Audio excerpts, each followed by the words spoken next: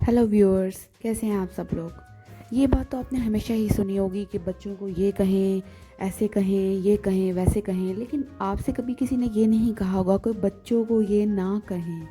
ये बहुत इम्पॉर्टेंट है क्योंकि हमें हमेशा से सिखाया जाता है ना कि क्या करना है, हमें ये नहीं सिखाया जाता कि क्या नहीं करना।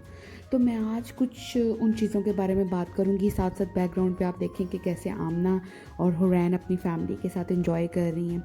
तो सबसे पहली बात ये जो आपने नहीं करनी वो ये है कि आपने बच्चों को ये नहीं कहना कि क्योंकि मैंने मना कर दिया है। It really creates a bad impact on your kids. कि आप ऐसे लगता है कि आप बच्चों पर ना उनको डिसीजन बता रहे हैं, उन पर अपने फैसले सादर नहीं करें। उनसे बातचीत करें, उनको कन्विंस करने की कोशिश करें और उनको बताएं कि इसके पीछे क्या रीज़न है। नंबर 2 ये है जो बहुत इंपॉर्टेंट है कि कभी भी अपने बच्चों से ये ना कहें कि ये तुम्हारा कसूर है, तुम नहीं किया है, ऐसे ही है। इससे बच्चे हमेशा ना ब्लेम गेम सीखते हैं। ये बड़ी इंपॉर्टेंट चीज़ें हैं, इनको इग्नोर नहीं करें। जो तीसरी चीज़ जिस पर आपने बहुत ध्यान रखना है वो ये है कि हम बच्चों से जब भी उनसे कोई गलती होती है ना तो हम उनको बोलते हैं कि फ़ौरन सॉरी करो, अभी सॉरी करो, I need your sorry right now. तो सबसे पहली बात तो ये है कि माफ़ी मांगने के लिए ना फ़ौरी अल्फाज बोलने से ज़्यादा इम्पॉर्टेंट ये है कि आपके बच्चे ये रियलाइज़ करें कि उनसे कुछ गलत हो गया है। ठीक है, सॉरी कहना is not important, it is important कि आपके बच्चे इस चीज़ को फील करें, अपनी मिस्टेक को रियलाइज़ करें। इसके बाद ये होता है कि जब भी ना बच्चे के साथ कोई प्रॉब्लम हो जाती है, उसको कोई चोट वगैरह लगती है ना, तो हम फ़ौरन कहते हैं नहीं नहीं नहीं नहीं, मेरा बेटा, मेरा पालू पालू, कुछ नहीं हुआ, कुछ नहीं हुआ। कभी भी नहीं करें ऐसा। अगर आपके बच्चे को चोट लगी है या वो कुछ देर के लिए वो शर्मिंदा हो गया है, किसी वजह से कोई बात उसको बुरी लगी है, तो ये है कि उसको ये टैग कभी ना लगाएं कि कुछ नहीं हुआ। ठीक है, इस चीज़ को समझें, ये बहुत इम्पॉर्टेंट है। इसके अलावा ये है कि जब भी हमारे बच्चे हमें तंग करते हैं ना तो हम उनको पता क्या कहते हैं, तुम मुझे बहुत परेशान कर रहे हो, तुम मुझे हमेशा परेशान करते हो। देखिए मेरी बात सुने, हम ये स्टेटमेंट्स तभी देते हैं जब हम खुद किसी वजह से परेशान करते हैं होते हैं ना। तो आप अपने बच्चे को ऐसे किसी भी मौके पर हक कीजिए, उनको अपने साथ लगाइए, उनको प्यार कीजिए और उनको बताइए कि इट्स ओके, आई अंडरस्टैंड तुम किस वजह से परेशान है। जब भी बच्चे के साथ कोई प्रॉब्लम होती है ना, वो रोना शुरू कर देता है, तो हम फ़ौरन से उसको कहते हैं रोना बंद करो, रोना बंद करो।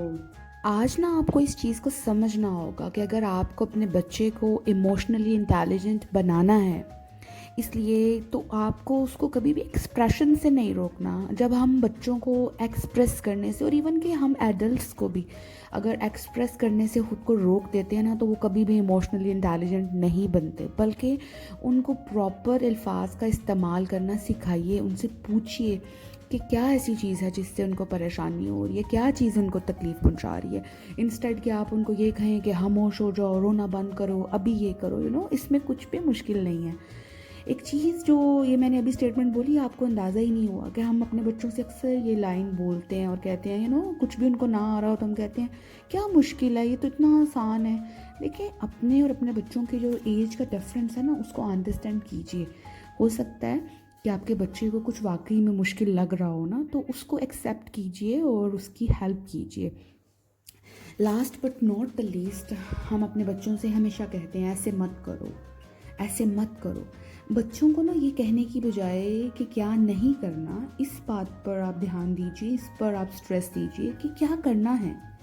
अगर हम उनको ये कहें ना कि लड़ो मत की जगह पर ये कहें कि प्ले टुगेदर, मिलकर खेलें, तो ज़्यादा मुस्बत है ये।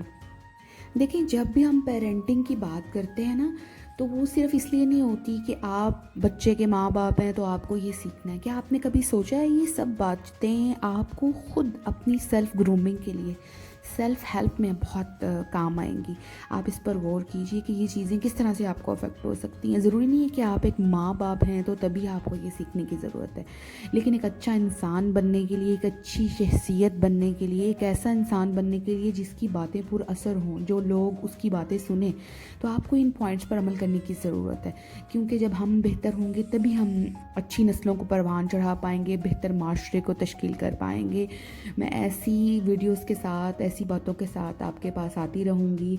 और आई होप कि ये जो कतरा कतरा दरिया बनता है ना, वो मेहनत ज़रूर रंग लाएगी और एक दिन हम एक बेहतर माशरे की सूरत में उभर कर इस दुनिया के सामने आएंगे और ये साबित करेंगे कि हम एक बहुत अच्छी और ज़िंदा दिल कौम हैं जो एक बेहतर नस्ल की परवरिश करने के लिए गामज़न है। अपना बहुत ख्याल रखिएगा। Until next video, take care of yourself. Bye bye.